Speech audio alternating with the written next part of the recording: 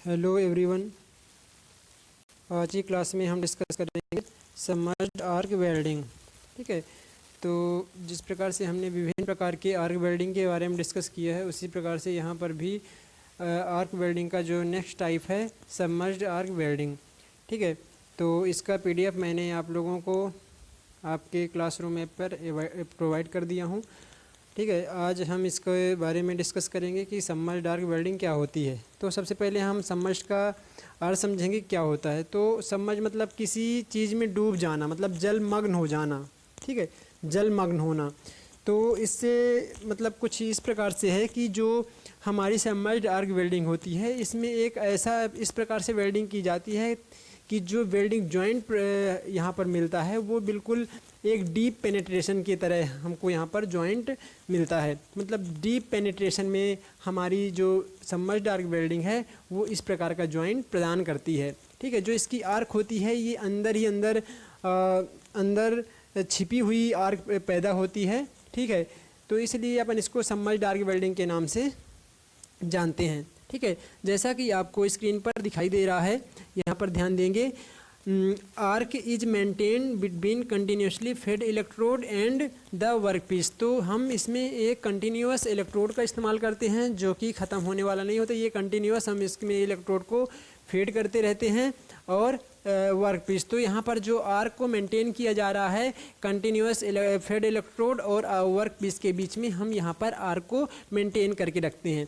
फिर यहाँ पर आप देखेंगे a blanket of powdered flux is used for providing gas shield and slag and protect weld zone. ठीक है, तो यहाँ पर हम जो पाउडर फ्लक्स पाउडर इस्तेमाल करते हैं ये ब्लैंकेट की तरह हमारे वेल्ड पूल में बिछ जाता है। ठीक है, उसको पूरी तरह से ब्लैंकेट की तरह ढक लेता है। ठीक है, तो इस प्रकार से इसमें हम फ्लक्स का इस्तेमाल करते हैं, पाउडर फ्लक्स का इस्तेमाल करते हैं फॉर प्रोवाइडिंग गैस शील्ड, जो कि गैस शील्ड प्रोवाइड करने का काम करता है और ये वेल्ड पूल के ऊपर स्लैग बना लेता है। ठीक है, और ये हमारे वेल्ड जोन को प्रोटेक्शन प्रोवाइड करता है ताकि जो बाहर के एटमॉस्फेरिक एयर से आयोनाइज्ड ना होकर ऑक्साइड ना बना पाए, जिससे हमारा जो वेल्ड पूल है काफ़ी स्ट्रॉन्ग बने। ठीक है, तो इस प्रकार से हम यहाँ पर पाउडर्ड फ्लक्स का इस्तेमाल करते हैं। ठीक है, फिर हम इसमें बात करेंगे कि इसमें क्या क्या कंपोनेंट्स यूज होते हैं। तो आप देखेंगे इसमें बेयर इलेक्ट्रोड इस्तेमाल होता है। बेयर इलेक्ट्रोड से मतलब है कि इलेक्ट्रोड के ऊपर कोई भी दूसरी धातु या कोई भी मटेरियल्स का लेप नहीं होता है। ठीक है, ये मतलब ऊपर से कोई भी इसके ऊपर कवर नहीं होता है। ठीक है, इंसुलेशन भी नहीं होता है, तो ये बेयर इलेक्ट्रोड का इस्तेमाल करते हैं। फिर इसमें वर्कपीस जिसमें हमें वेल्डिंग किया जाना है, जिसमें जो प्लेट्स हैं, जो दो सीट्स हैं, उनको जोड़ने के लिए जोड़ी जाने वाले धातु को यहाँ पर वर्कपीस कहा जा रहा है। फिर इसमें जो होता है granular flux in powder form. ठीक है, तो जो हमारा फ्लक्स होता है यहाँ पर हम दानेदार पाउडर का इस्तेमाल करते हैं फ्लक्स के रूप में। ठीक है, ग्रेनुलर मतलब जो दानेदार, मतलब पाउडर से थोड़ा बड़ा बड़ा साइज का हम यहाँ पर फ्लक्स का इस्तेमाल करते हैं। ठीक है, फिर इसमें हम बात करें सप्लाई की, तो हम यहाँ पर एसी और डीसी दोनों प्रकार की सप्लाई का यहाँ पर हम इस्तेमाल करते हैं। ठीक है, लेकिन मोस्टली बात की जाए तो यहाँ पर डीसी सप्लाई का इस्तेमाल होता है। ठीक है, मैं यदि सप्लाई के बारे में बात करूँ तो डीसी सप्लाई हम कहाँ यूज करेंगे। एक तो हम बता दें कि इसमें जो वोल्टेज होता है ये 20 से 40 वोल्टेज के बीच इसमें वोल्टेज रखा जाता है। ठीक है, डीसी सप्लाई के लिए बोला जाए तो, और एसी सप्लाई दोनों के लिए आप समझ सकते हैं 20 से 40 वोल्ट के बीच वोल्टेज, वेल्डिंग वोल्टेज रखा जाता है। ठीक है, यदि डीसी सप्लाई है तो वहाँ पर जो करंट का, इसमें मैंने बताया कि वोल्टेज कितना है 20 से लेके 20 वोल्ट से लेके यहाँ पर 40 वोल्ट के आसपास इसका वोल्टेज रखा जाता है। और इसमें डीसी के लिए, फॉर डीसी के लिए जो इसमें करंट का जो वैल्यू है ये लगभग 600 एम्पियर से लेकर 600 एम्पियर से 1000 एम्पियर तक इसमें करंट की वैल्यू रखी जाती है। ठीक है, जो डीसी में जो करंट है, डीसी के लिए जो करंट है इसमें कितना रखेंगे हम 600 एम्पियर से 1000 एम्पियर के बीच में हम इसमें करंट का मान रखते हैं। जबकि हम यदि एसी के लिए बात करें, यदि हम एसी के लिए बात करें तो एसी में 2000 एम्पीयर तक करंट यूज किया जाता है। ठीक है, तो एसी में 2000 एम्पीयर तक का करंट इस्तेमाल किया जाता है, जबकि डीसी के लिए 600 से 1000 एम्पीयर तक करंट, वेल्डिंग करंट इस्तेमाल किया जाता है। ठीक है, अब हम बात करें कि एसी और डीसी कहाँ कहाँ पर हम इन सप्लाई का इस्तेमाल करेंगे। तो यदि डीसी सप्लाई हम जनरली स्टेनलेस स्टील में या जो हमारे मिश्र धातुएं होती हैं वहाँ पर हम डीसी सप्लाई ही ज़्यादा उपयुक्त होती है।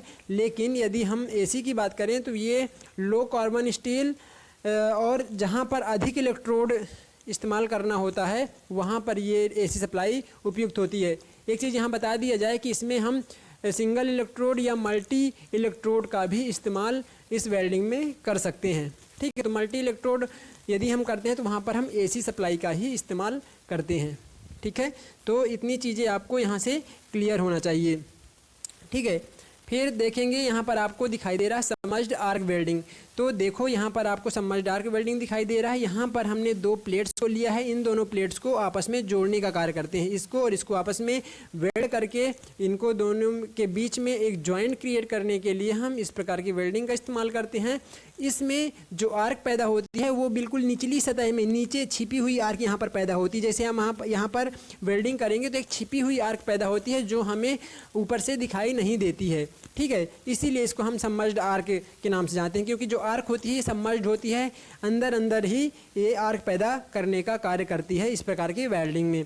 ठीक है, यहाँ पर आपको दिखाई दे रहा है, यहाँ पर हम एक बेयर इलेक्ट्रोड लेते हैं। ये बेयर इलेक्ट्रोड होता है जिसके ऊपर कोई भी किसी भी मेटल, किसी भी धातु, किसी भी मटेरियल की कोटिंग नहीं होती है।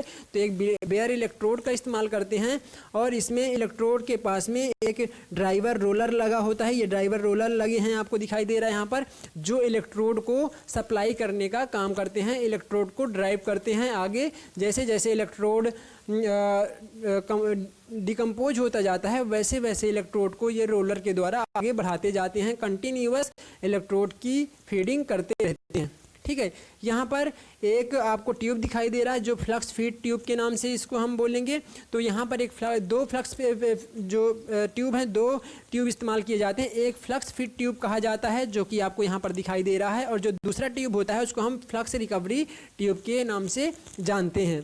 ठीक है, तो जो फ्लक्स फीड ट्यूब है वो क्या करता है कि ये फ्लक्स को फीड करने का काम करता है। ठीक है, फ्लक्स को फीड करता है।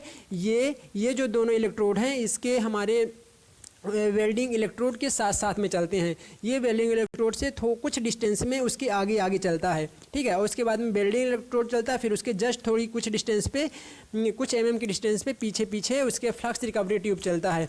तो हमारा जो फ्लक्स फीड ट्यूब है ये फ्लक्स प्रोवाइड करते जाता है, वेल्डिंग पूल में फ्लक्स प्रोवाइड करते जाता है, जिससे वेल्ड पूल के ऊपर एक ब्लैंकेट की तरह परत बिछी मतलब एक लेयर बनती हुई जाती है ब्लैंकेट की तरह, जिससे वो हमारा जो वेल्ड पूल है ऑक्साइड की लेयर ना बना पाए। ठीक है, और एक मजबूत वेल्डिंग पूल क्रिएट हो। ठीक है, और जो दूसरा हमारा फ्लक्स रिकवरी ट्यूब होता है उसका काम होता है कि जो फ्लक्स यहाँ पर इधर उधर वेस्ट हो जाता है, जो फ्लक्स इधर पूरे उसके ऊपर बिछ जाता है तो उसको साफ़ करने का काम करता है। जिस प्रकार से आपने वैक्यूम क्लीनर देखा होगा, वैक्यूम क्लीनर जो होता है वो कचरा को पूरा तरह से अपनी ओर खींच लेता है, उसी प्रकार से यहाँ पर फ्लक्स रिकवरी ट्यूब का कार्य होता है। फ्लक्स को रिकवर करता है, फ्लक्स को पूरी तरह से वहाँ वेल्ड पूल के ऊपर से साफ़ करने का काम यहाँ पर करता है। आपको यहाँ पर वायर रील दिख रही है, जो वायर रील यहाँ पर जो हमारा इलेक्ट्रोड है ये वायर की तरह होता है, ये इसके ऊपर लिपटा हुआ रहता है। वायर रील से जो हमारा इलेक्ट्रोड है उसको वहाँ से वेल्डिंग प्लेस पे फीड करने का काम करता है। ठीक है, इलेक्ट्रोड को फीड करने का काम करता है।